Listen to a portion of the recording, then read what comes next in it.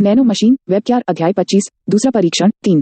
दूसरा परीक्षण समूह संरचनाओं के बीच लड़ाई थी। उन्हें उन 12 संरचनाओं के माध्यम से एक दूसरे के साथ प्रतिस्पर्धा करनी थी जिन्हें उन्होंने प्रशिक्षित किया था। इसके लिए प्रत्येक व्यक्ति के सहयोग और नेता के सटीक निर्णयों की आवश्यकता थी। मैंने तुम्हें काफी सिखाया है, यह सब अब आप पर निर्भर है। क्या स्पष्ट है, माडो? प्रत्येक प्रशिक्षक ने अपने अपने समूहों को अपने अंतिम शब्द दिए। कुछ दिनों पहले से प्रत्येक समूह का नेतृत्व उनके समूह के नेताओं ने संरचनाओं का अभ्यास करने के लिए किया था।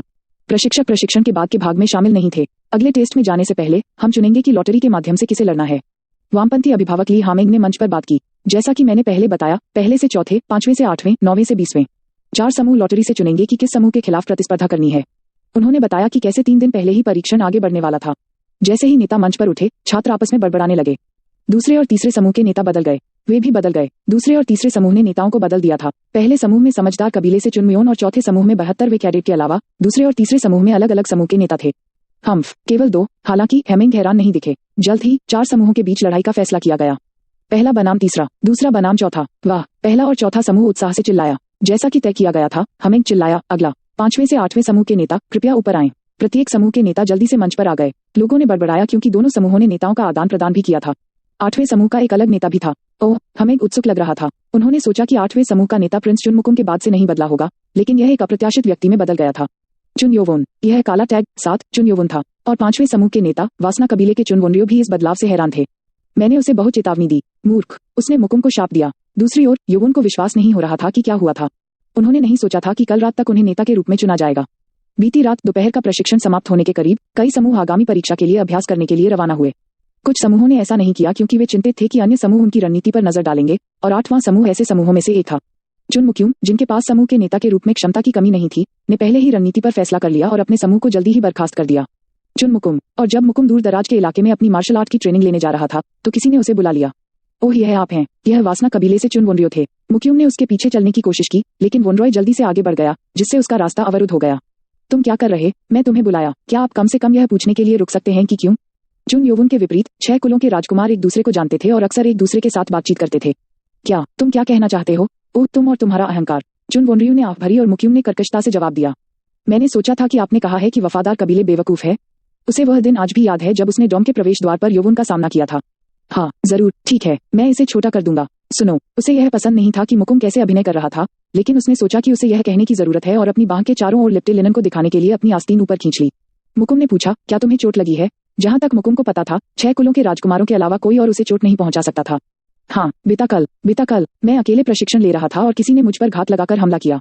आप घात लगाकर हमला किया? सही दिमाग में ऐसा कौन करेगा? चुनवोनरियो 6 कुलों के राजकुमारों की तुलना में कमजोर था, लेकिन वह अभी भी अकादमी के अन्य छात्रों की तुलना में बहुत अधिक शक्तिशाली थी। हमलावर ने अपना चेहरा ढक लिया। मुझे नहीं पता कि यह कौन है। जो कुछ, तो आप किसी काय से आहत हुए हैं। मैं आपको चेतावनी दी। मैंने अपना पहरा कभी कम नहीं किया। उद्धरण चिन्ह। वह अपने प्रशिक्षण के बीच में थी, इसलिए वह अच्छी तरह से तैयार थी। फिर भी हमलावर 6 कुलों के राजकुमारों के बराबर या शायद अधिक शक्तिशाली था। तो आप आहत थे, इसलिए आप मुझे सावधान रहने के लिए कह रहे हैं? अगर हमलावर मेरे लिए आया तो वे आप पर भी हमला कर सकते हैं। हम एक ही प्रतिस्पर्धी समूह में हैं। मुकुम ने मुंह फेर लिया। आप जानते हैं कि 4 समूह एक दूसरे के साथ प्रतिस्पर्धा करेंगे, है ना? हाँ, हम हमेशा सभी समूहों के साथ लॉटरी चुन सकते हैं। आपको क्या लगता है कि हम 4 समूहों तक सीमित क्यों हैं? तुम्हारी किस बारे में बोलने की इच्छा थी?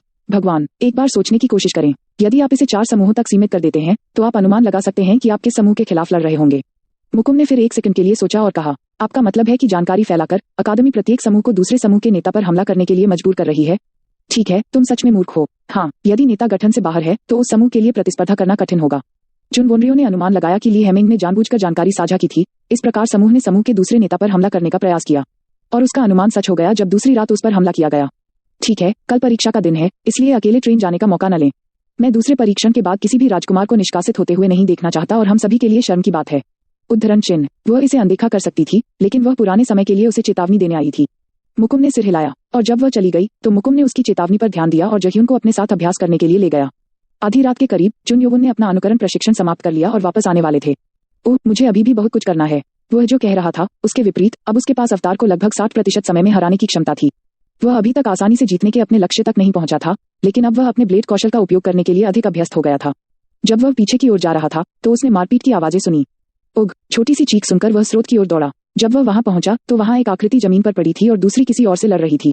जंगल में इतना अंधेरा था कि यह पता नहीं चल सका कि कौन था। नैनो नाइट विजन मोड चालू करें। उपयोगकर्ता की दृष्टि में नाइट विजन मोड को सक्रिय करना। योवोन की आंखों पर प्रकाश का प्रभाव तुरंत बढ़ गया और वह सब कुछ स्पष्ट रूप से देखने में सक्षम हो गया। चुनमुकियम, जिस पर हमला किया जा रहा था, वह मुश्किल से हमलावर को घावों से बचा रहा था, वह था चुनमुकुम।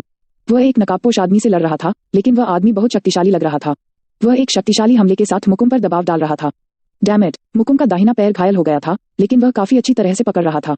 हालांकि यह केवल समय की बात थी। जैसी कि उम्मीद थी, मुकुम ने कई कदम पीछे हटने की कोशिश की, लेकिन पैर में ऊर्जा खोने के बाद वह नीचे गिर गया। उग, फिर उस व्यक्ति ने मुकुम के बाएं पैर में छुरा घोंपने का आरोप लगाया और योवुन चिल्लाया, बंद करो। वह मुकुम को पसंद नहीं करता था, लेकिन वह परीक्षण से एक दिन पहले समूह के नेता को खोने के लिए सहन नहीं कर सका और आरोप लगाया। वो आदमी रुक गया और येवुन पर तलवार घुमा दी। हालांकि योवुन सब कुछ स्पष्ट रूप से देख सकता था, इसलिए वह तलवार से बचने के लिए नीचे उतरा और अपने ब्लेड कौशल से नकाबपोश व्यक्ति के पेट पर वार किया। पेट को छूने के बाद नकाबपोश आदमी उनके बीच कुछ दूरी बनाने के लिए तेजी से पीछे हट गया। योवुन हैरान हो गया। जैसे ही मैंने उसे छुआ, वह पीछे हट गया। यह अनुमान लगाना कठिन था कि वह व्यक्ति कौन शक्तिशाली था। जुन योवुन की ओर देखते ही उस व्यक्ति ने अपनी आंखें सिकोड़ लीं और भागने के लिए मुड़ गया। जुन योवुन ने उसका पीछा करने के बारे में सोचा, लेकिन हार मान ली। मुकुम जमीन पर पड़ा था और एक अन्य छात्र भी जमीन पर पड़ा था और सिर से खून टपक रहा था। अरे, तुम ठीक हो? किसान, दमित, मुझ पर किसी नकाबपोश आदमी ने हमला कैसे कर दिया? क्या मुझे उसे यहीं छोड़ देना चाहिए? योवुन ने अपने विचारों को हिलाया और चुनमुकुम और दूसरे छात्र को जल्दी से छात्रावास में लौटने में मदद की। 8वीं कक्षा के छात्र अपने नेता और एक अन्य सदस्य को गंभीर रूप से घायल देखकर गंभीर भावों के साथ चुप हो गए।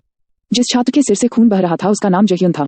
जैसे ही उसने जह्युन के सिर से खून पोंछा, उसने नैनो से पूछा, क्या वह ठीक है? घायल इकाई को स्कैन करना। डॉक्टर अभी ऑफिस से बाहर था, इसलिए वह केवल नैनो पर ही भरोसा कर सकता था। तलवार से बना हुआ कटा हुआ मिला। लंबाई में 4 सेमी, गहराई में 2 मिलीमीटर। घाव की सफाई और कट की सिलाई की आवश्यकता है। उसकी चिंता के विपरीत घाव इतना भी बुरा नहीं था। समस्या चुनमुकुम के साथ थी। हाँ, विकार है। वह अपनी दाहिनी जांघ को पकड़े हुए था और खून बह रहा था। बहुत अधिक खून बहने से उसका चेहरा भी पीला पड़ गया था। एक प्रशिक्षक को बुलाओ। हाँ, सर। येओवन के आदेश पर हुबोंग जल्दी से कमरे से बाहर भाग गया। जल्द ही एक प्रशिक्षक आया और मुकुम के घाव का इलाज शुरू किया, लेकिन यह बहुत बुरा था। वह कुछ देर चल भी नहीं पाएगा। छात्रों के भाव गंभीर हो गए। जुन वोनरियो की चेतावनी हकीकत बन गई थी।